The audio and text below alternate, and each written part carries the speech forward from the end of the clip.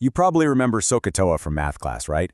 It's our go-to, trusty tool for any triangle that has a nice, clean 90-degree angle. But what happens when things get a little less perfect?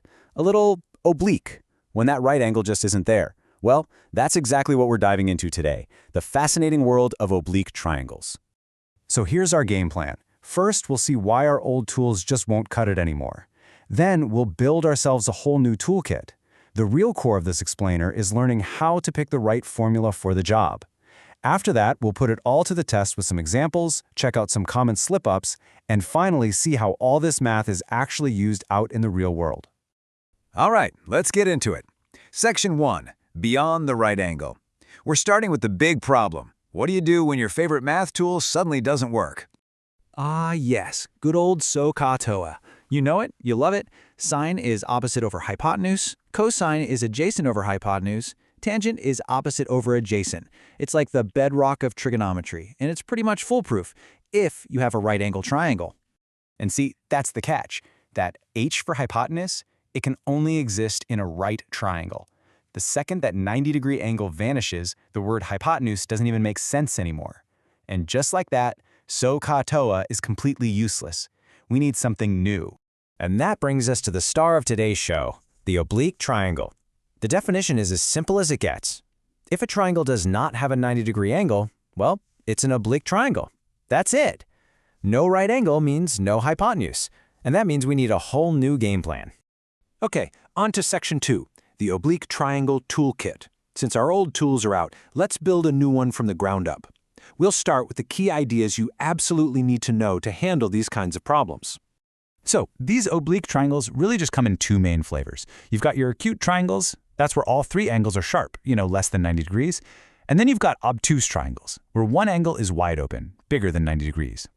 Now, before we even think about a formula, we have to get this next part right. It is absolutely crucial. There's a standard way to label these triangles. Angles get the big uppercase letters, A, B, C. And the sides directly across from them get the matching lowercase letter. So side A is always opposite angle A. If you can make this a habit, you've already won half the battle, I promise. Let's move on to Section 3, Choosing Your Law. This is where the real thinking happens. We have two powerful new tools in our kit, the law of sines and the law of cosines.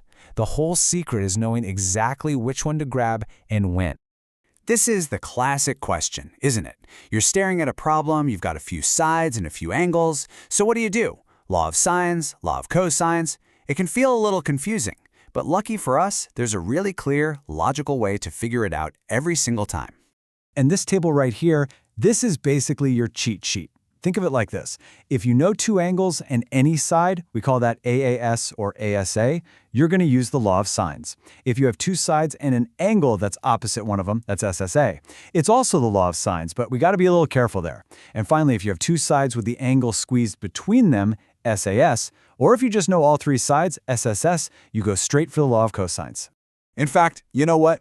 We can boil that whole table down to one single powerful question. Do I have a pair? And by pair, I mean an angle and its opposite side. If the answer is yes, you're starting with the law of sines. No exceptions.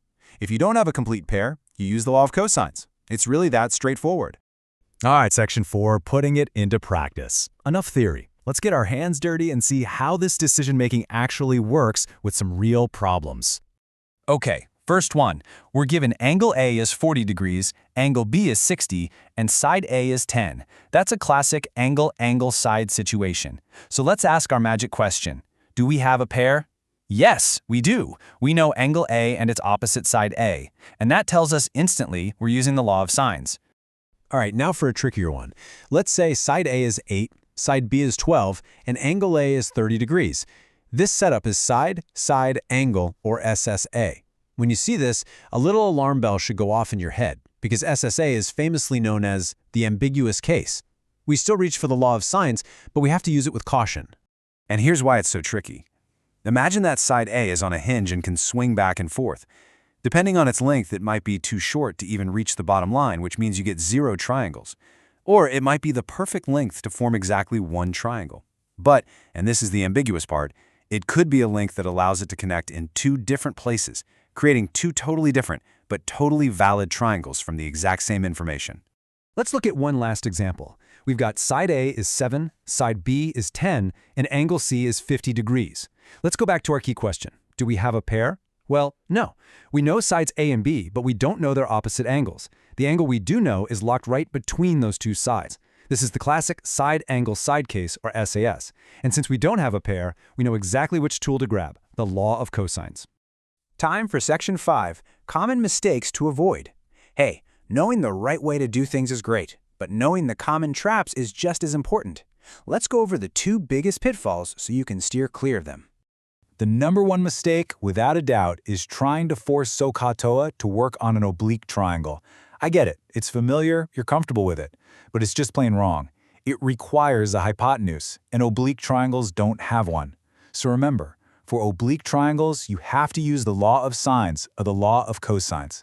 Period. The second big mistake is mixing up SS and SAS. They sound so similar, but the difference is all about where that angle is located. In side-angle-side, the angle is literally sandwiched between the two sides you know. That's a job for the law of cosines. In side-side angle, the angle is on the outside, opposite one of the sides. That's a job for the law of sines. Getting that one little distinction right changes everything. Okay, last section. Trigonometry in the real world. So, why do we even learn all this stuff? Is it just to pass the test? Absolutely not. Let's see how this is actually put to work.